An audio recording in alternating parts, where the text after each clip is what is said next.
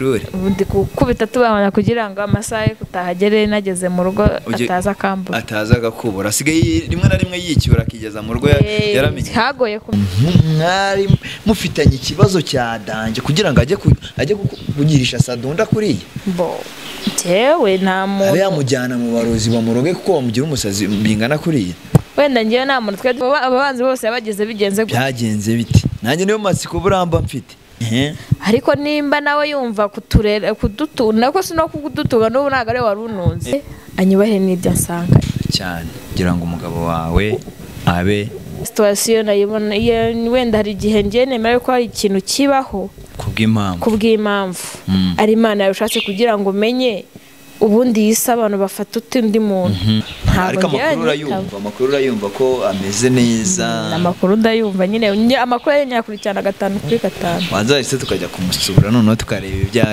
ibyinshi cyane bavuze ntashobora gusobanurira aha ngaha aho mbareba Yesu Kristo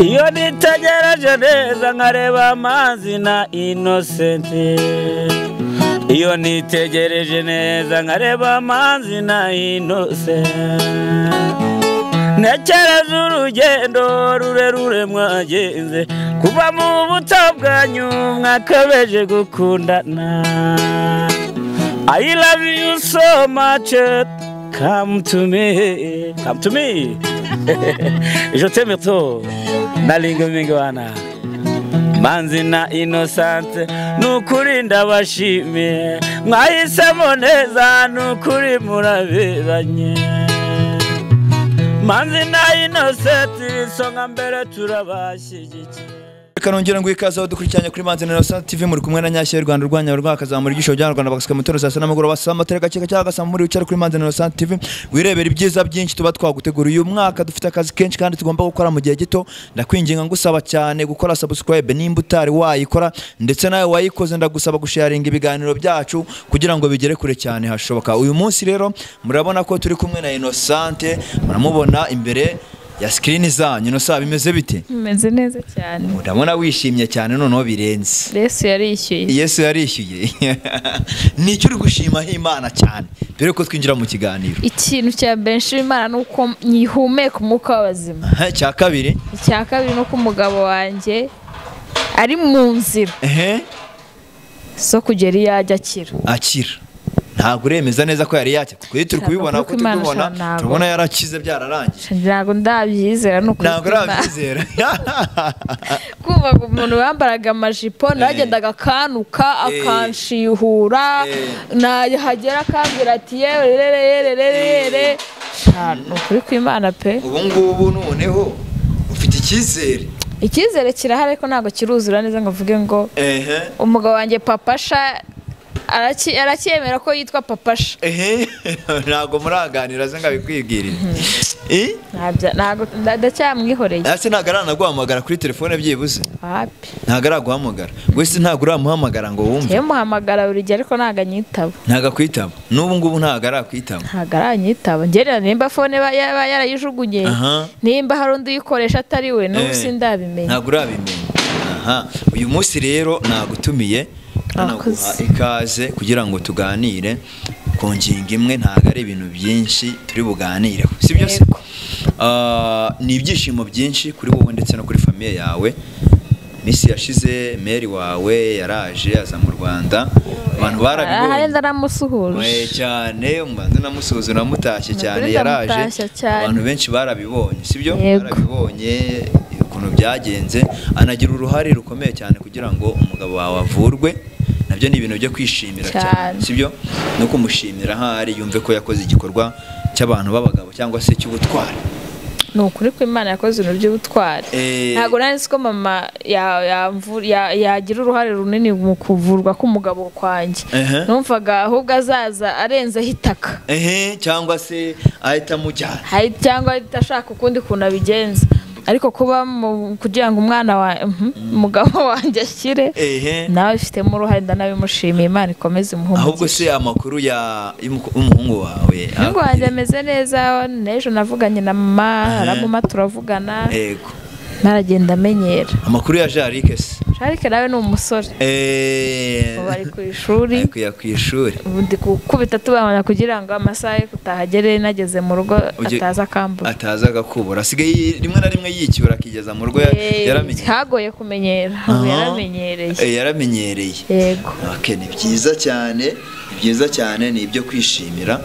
So rero impamvu nyamukuru yatumye ngutumira hanga cyangwa se yatumye ngo hamagara ndagira ngo umbwire urapanga iki ku mugabo wawe sibyo biragaragara ko ari gukira ese wowe kumutekerezaho iki ni iki uri gupanga kuri we ndamutekerezaho neza simutekerezaho nabi sinekereza kumwanga sinekereza ku mbese ntago namucira karuru tega ko nawe ibyaye ari musi we ntababimuterereje yego ndanabaga abantu bazi ko bagize uruhare mu kugira ngo umugabo wanjye amere kuri kubwiye ngo kugenda mbeshaka kugira ngo ugende unkuramwe amakuru cyane ndagira ngo nyine ndagira ngo uhereze abantu ari gukura none se rata sukuri mushaka kuba umugabo wanjye arimo kugenda yoroherwa ntago ari byo bimereza ko twabana nawe nabanze yibuke ko umunsi azamamagara akamamagara ati baby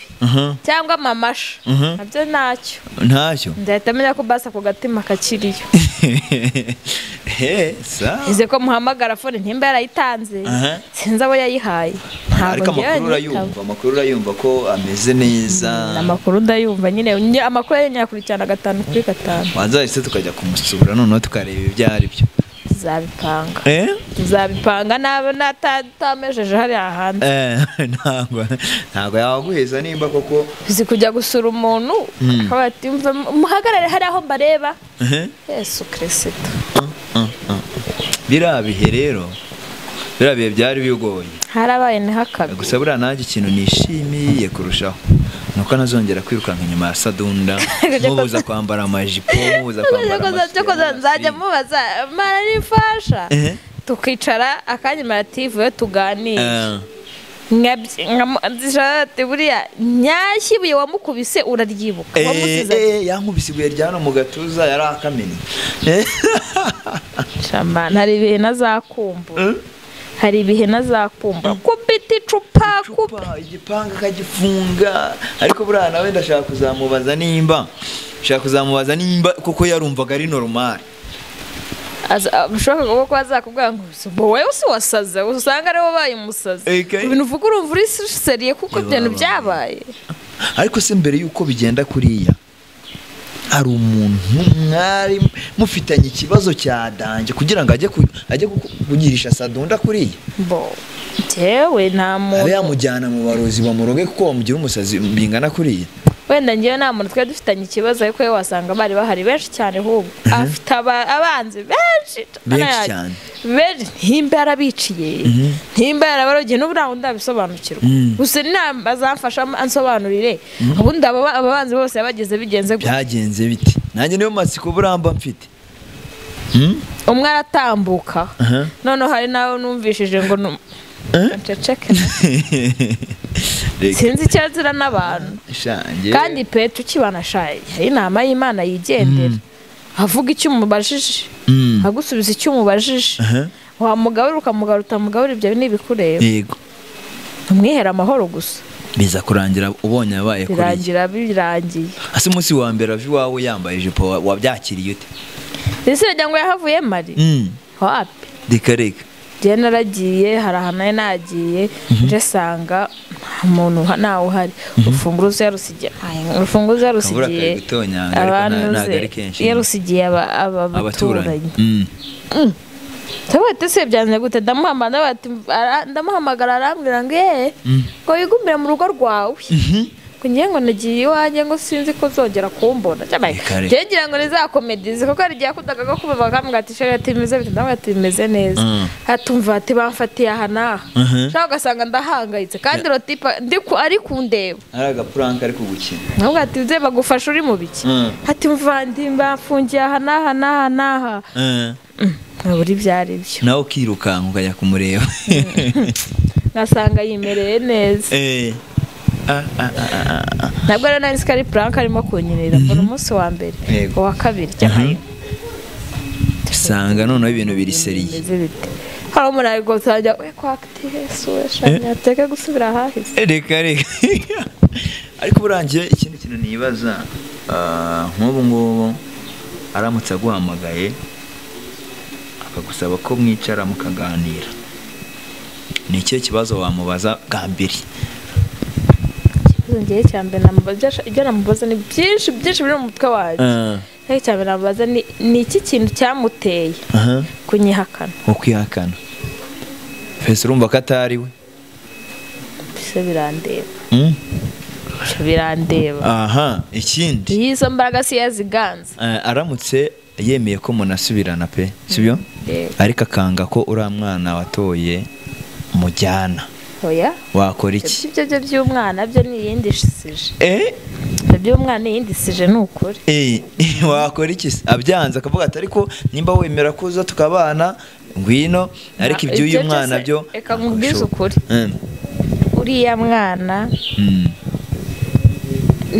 kuba turi kumwe sindi mama we pe, ariko munganyira mama we. Yego, kuko nimba Imana aravuze yaranyoboye atifatiye umwana, Imana izabimeramo umugisha.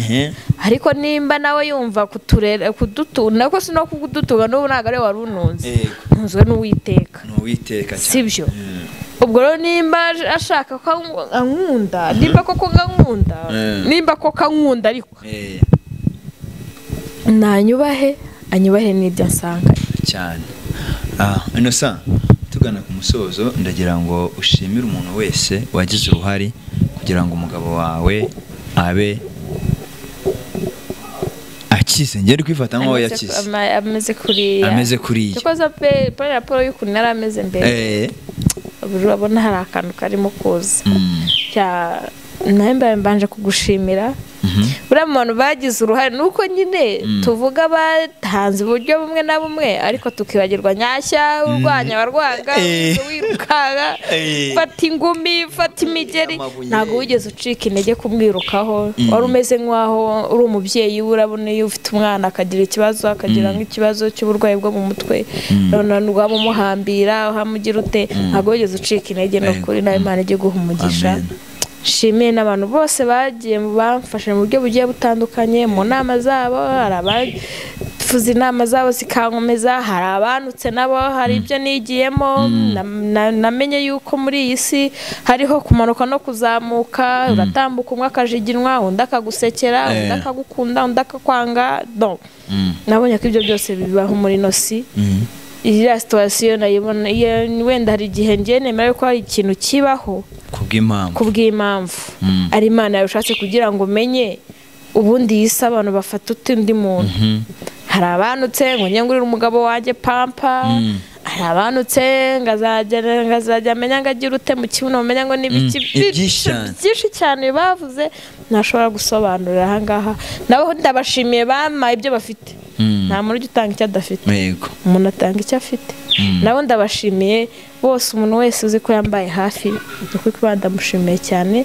Imana ijye imuha umugisha mu byo akora byose. Nyuma y'ibi byose bibaye cyangwa se byabaye, wowe urumva ugiye gukora iki kijyanye n'iki? Ubwo ugiye gukora iki ku mugabo wawe ndetse no kuri mwana ufite? Niki uratekereza iki gihambaye cyane? Ibyo ntabwo nabivuga direct ubu ngubu, ni rwa rugendo n'ubundi, kuko sindicara ngo nganire n'umugabo wanjye ngo umenye ngo intego afite ni iyihe, ese aranyeneye, ese arumva ashaka kuba iruhande n'umwana we, ese urumva ibibazo ni byinshi cyane. Niyo mpamvu ntashobora kugusubiza ubu ngubu, nzakwisubiza. Sawa, urakoze cyane, turagushimiye. Dushimira n'umuntu wese wagize uruhare kugira ngo Manzi cyangwa se Sadunda agaruke mu mubiri w'abantu bazima. Abo ngabo bari gushimwa n'Imana ndetse n'abantu bose. Turabashimiye, mwarahabaye, abadusengeye, abagize ubundi buryo bundi bufasha bundi batanga. Imana ibaha umugisha. Reka tugushimire cyane, wakoze. Murakoze namwe nuko kuba kiza ntabwo bivuze ko ducitseho. Oya, nanzakomeza kuba wabona ubaye nka babundi ubona inzu ihiye akaza karenzaho itaka yazima ntuzongere kumubona. Oya ngiye nzakomeza kubaba hafi. Urakoze cyane n'ukuri. Kugeza igihe muzahuza n'umugabo wawe mukongera mukabana, icyo gihe niho nzavuga ati wenda icyo niyemeje kirabaye cyane n'ukuri. Imana nawe ijye iguha umugisha. Wakiriye bye. Bye bye.